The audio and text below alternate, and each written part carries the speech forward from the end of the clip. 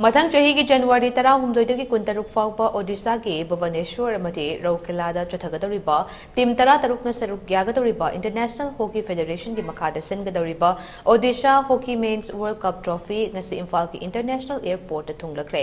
waste Bengal दगी ngasi मफम असिदा थुंगरखिबा ट्रॉफी अदुबो कंगला की वेस्टर्न गेट थमदुना मयाम द यिंगहनखि मफम अदुदगी अमुक मपुंगोइबा थरम पांगथोकदौरिबा खुमल लंपाक मेन स्टेडियम द पुरक्तुना थमखि